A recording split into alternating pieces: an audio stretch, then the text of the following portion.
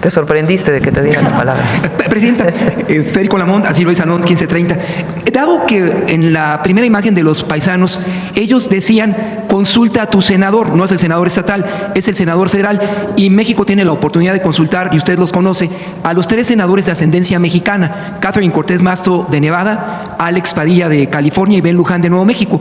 ¿Piensa usted en hacer diplomacia parlamentaria o instruirle al Congreso, a los senadores de los diferentes partidos políticos, que hagan una primera interparlamentaria del migrante que alcance ese propósito y le permita a usted, en el marco de sus facultades, persuadir a los congresistas 39 de ascendencia mexicana en el Capitol Hill y en el Senado 3 demócratas, pero con ascendencia a los republicanos? ¿Existe ese margen de posibilidad, por un lado? Lo está haciendo ya el Senado de la República.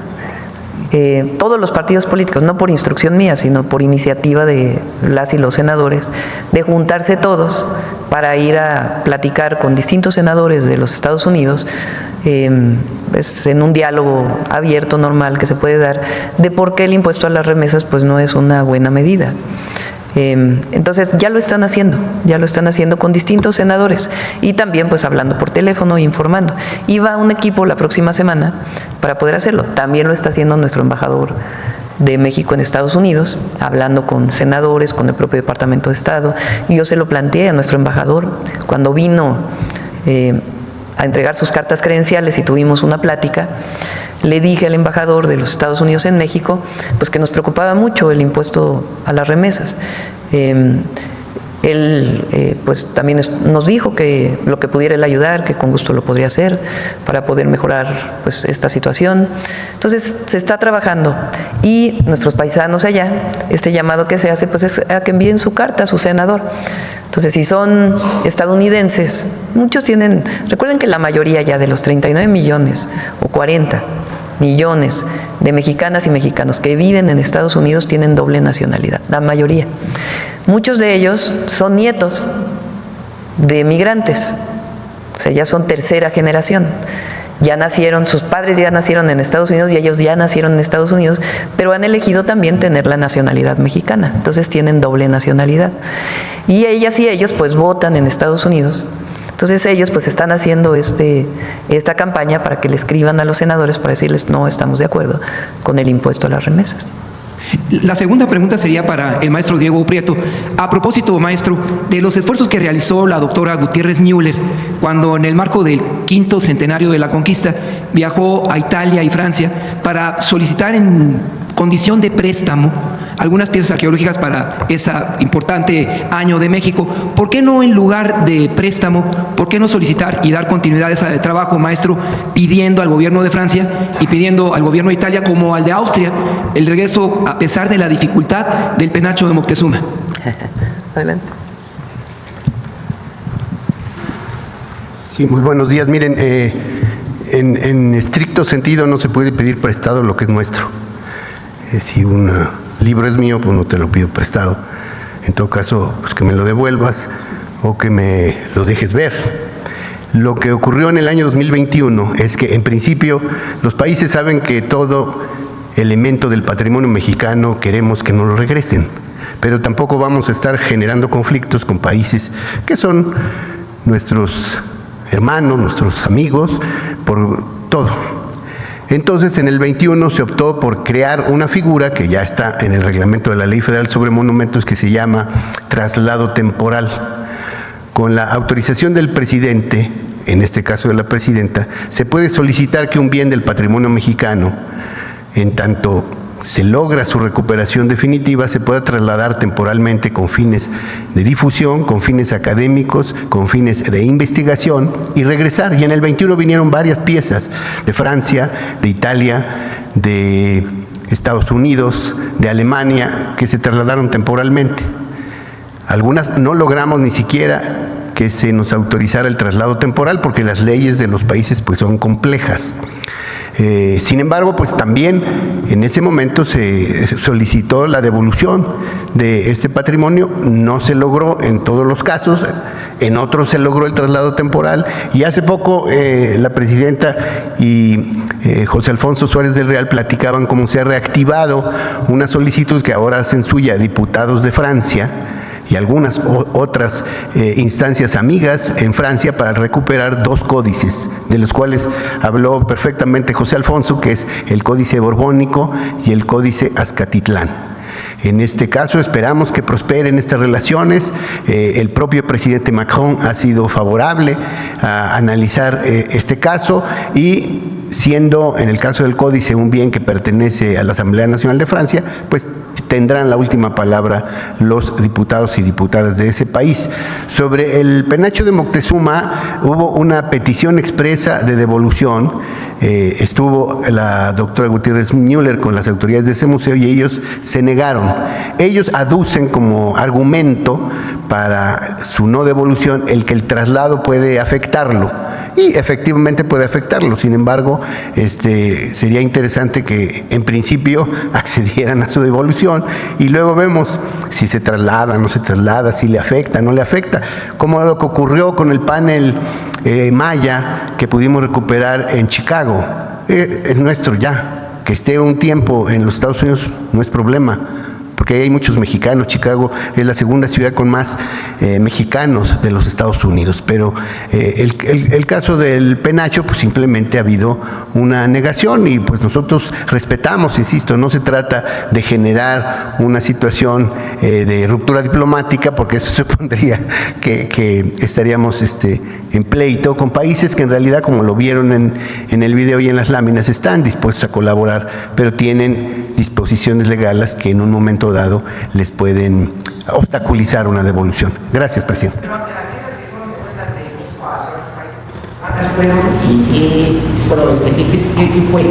Ahorita no tengo el número, pero por ejemplo la pieza que vieron de Nigeria es una pieza que pretendieron introducir ilegalmente a nuestro país. Nosotros preguntamos si era de interés de ellos, dijeron que sí y se devolvió. Lo mismo ha ocurrido con piezas de Perú, de Bolivia, de Guatemala, de Colombia y de España. No tengo el número exacto, pero otra vez, miren, en esta materia no solo importa el número, sino principalmente importa el gesto y la disposición, la voluntad política para que el patrimonio regrese al lugar de donde proviene. Gracias.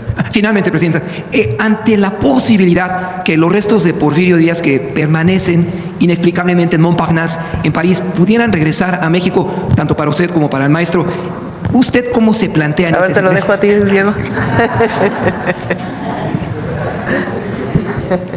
Que conteste el científico. Bueno, yo cuando era muchacho había una canción que decía que ya no estaban en Francia los restos de don Porfirio para criticar las actitudes y políticas antipopulares de los gobiernos del PRI y después del PAN. Yo creo que los primeros restos que no deben volver son los que hablan del autoritarismo, la dictadura, la represión. Esos nunca. Y la otra cuestión, pues yo creo que no es algo que importe pues al Estado mexicano, no es algo que el pueblo esté deseando. Algunos sectores pues pueden pensar que es un mexicano y que podría estar en este país, pero yo considero que pues ahí están bien. Don Porfirio decidió irse a Francia, murió ahí, pues que permanezca en paz, ahí descanse en paz y sobre todo que no regrese el porfirismo, porque desgraciadamente regresó el porfirismo a finales del siglo XX y apenas estamos superando ese neoporfirismo que mucho daño nos causó. Gracias. Qué gusto saludar a la presidenta Ramón Ramírez Gutiérrez de Noticieros El Reloj. Sin llegar al debate, presidenta, solamente recordarle que nuestro paisano oaxaqueño Porfirio Díaz fue el soldado de la patria, como lo llamó Benito Juárez. Un día debatimos sobre eso, para que se quedó aquí la opinión de Diego, que es... Yo coincido con Diego en una cosa, lo que no queremos es que regrese el porfirismo. La otra parte la podemos debatir, es un buen debate. Presidenta. A ver qué dicen los comentócratas. Presidenta, buenos días. Soy Teremora Guillén, corresponsal del Canal de las Noticias, que se transmite en el estado de Chihuahua y Juárez y en los municipios fronterizos de Mexicali y Tijuana. Presidenta, una vez concretado el nombramiento de Sergio Salomón como titular del Instituto Nacional de Migración, ¿se tiene contemplado, en base a un gobierno humanista como el que usted encabeza, fortalecer la formación en materia de derechos humanos para el personal del instituto? Ya vendrá pronto a informarles. Se va a fortalecer el Instituto Nacional de Migración en sus varias tareas que tiene. Ya lo había yo comentado aquí en la mañanera. El instituto tiene evidentemente la tarea de migración, pero, por ejemplo, tiene un área que determina la calidad migratoria de las personas extranjeras que están en México. Tiene un área que tiene que ver con migración en puertos, aeropuertos, en aduanas transfronterizas, en puntos de migración permanentes para turistas, etcétera. Entonces tiene diversas tareas y tiene también la tarea, pues, de la migración no documentada, digamos, de personas que no tienen documentos en México, que también, pues, hay una posición humanista en todos los casos. Entonces estamos viendo cómo fortalecer y cómo dividir las tareas y fortalecerlas, cada una de ellas. Y ya lo vamos a informar pronto. Pero está haciendo muy buen trabajo, Sergio. Muy bien, Presidenta. ¿Cuál sería su plan para atender la crisis migratoria en la frontera norte, garantizando los derechos humanos de los migrantes y la seguridad de las comunidades fronterizas? ¿Cuál crisis migratoria? Bueno, han llegado desde hace tiempo de otras naciones, ¿no? Como de Haití. Sí, pero no hay crisis migratoria. Muy bien. Lo que hay ha disminuido mucho el número de personas de otros países que cruzan por México para llegar a la frontera norte. A ver si está por ahí la gráfica. En diciembre del 2023 fue uno de los números más altos que se tuvo. Es que ese no es desde el 2023, a ver si se tiene por ahí, desde diciembre. Pero bueno, dejando esta y luego a ver si tienen la otra. Del 2023, diciembre del 2023, a más o menos antes de que llegara el presidente Trump, disminuyó muchísimo la migración o la llegada de migrantes a la frontera norte de nuestro país, por varias acciones que se desarrollaron. En su momento fue Alicia Bárcenas, que era secretaria de Relaciones Exteriores, quien coordinaba este trabajo. Esto tuvo que ver con hablar con los países amigos de los lugares en donde estaban migrando las personas. Tuvo que ver con una acción que se tuvo entonces con el presidente Biden para que la solicitud de asilo se hiciera en la frontera sur de nuestro país a través de una aplicación y que no se hiciera de manera física cuando se llegaba a la frontera norte, sino que en la frontera sur se les diera una cita y después ya pudieran ir las personas migrantes de otros países a través de recorridos seguros hasta llegar a lugares fronterizos que ya estaban determinados. Entonces bajó mucho la migración en la frontera norte. Y además, pues, se atendía a los migrantes de distintos lugares en nuestro país. Cuando llega el presidente Trump, quita esa aplicación. Se llamaba CBP One. Si ustedes recuerdan, el 20 de enero dice, ya, no hay derecho de asilo en Estados Unidos. Más allá de nuestra opinión sobre ese tema, lo cierto es que las personas, pues, dejaron de llegar a la frontera norte porque ya no tenían esa cita que tenían a través de su aplicación. Entonces, a partir de la llegada del presidente Trump, pues disminuye todavía más. Entonces, de 13,000 personas que llegaban a la frontera norte en diciembre del 2023, hoy están llegando a encuentros de alrededor de 419 personas. Es el número más bajo que ha habido desde hace, pues, quizá de la historia de la relación fronteriza. Entonces no podemos hablar de crisis migratoria. Las personas que vienen de otros países que quieren quedarse en México, pues hay esquemas a través del Instituto Nacional de Migración, en donde incluso, pues, hay esquemas de empleo que se tienen con distintas empresas en México y valora migración si tienen posibilidad de asilo en México o no. En la mayoría de los casos, su interés real es llegar a Estados Unidos. Cuando vieron que disminuyó esa posibilidad, pues disminuyó también muchísimo la migración de personas de otros países desde la frontera sur. También tiene que ver con materia migratoria esta pregunta. En materia migratoria, pareciera que las acciones que emprendió el presidente Donald Trump generaron mayores expectativas en cuanto al número de indocumentados que serían deportados a nuestro país.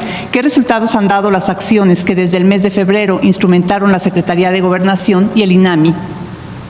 Bueno, nosotros tenemos los 10 centros de atención, ¿recuerdan? En la frontera norte. Esos 10 centros de atención siguen funcionando.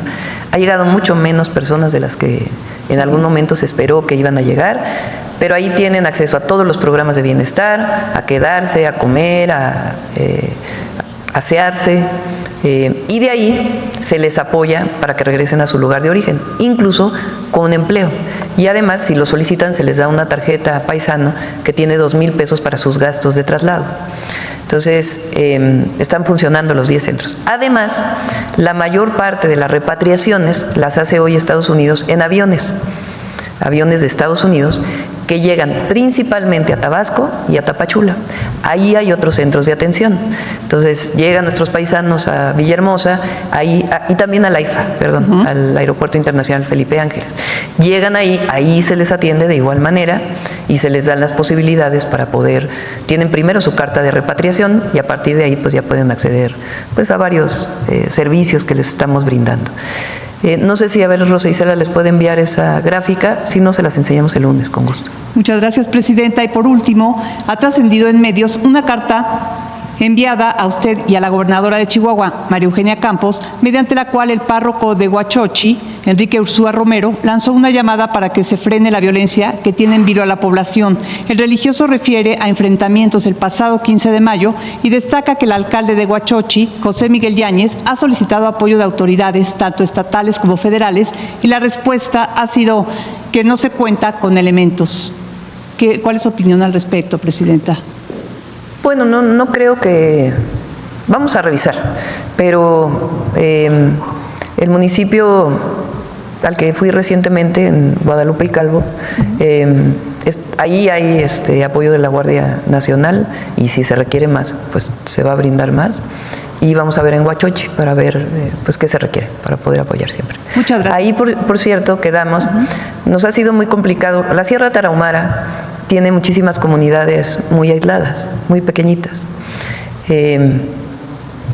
Entonces, hay un programa para que los niños puedan acceder a la escuela, se quedan de lunes a viernes en la escuela, ahí se alimentan y regresan el fin de semana con sus familias, vienen por ellos. Ahí fue muy difícil el programa de salud casa por casa para incorporar médicos o enfermeros, enfermería o medicina, profesionales de la enfermería o medicina, que pudieran hacer el programa casa por casa. Entonces ahí va a haber brigadas de salud por lo pronto y ahí vamos a instalar escuelas de enfermería junto con el Instituto Mexicano del Seguro Social, y eso no lo sabía Alma porque no lo había platicado con ella ni Rosaura, y la Universidad Nacional Rosario Castellanos o la Universidad Benito Juárez, para que personas de las comunidades estudien ahí y ahí se queden con el programa Salud Casa por Casa. Entonces es un programa que vamos a desarrollar en la zona. Lo acordamos porque es parte del plan de justicia de esta zona.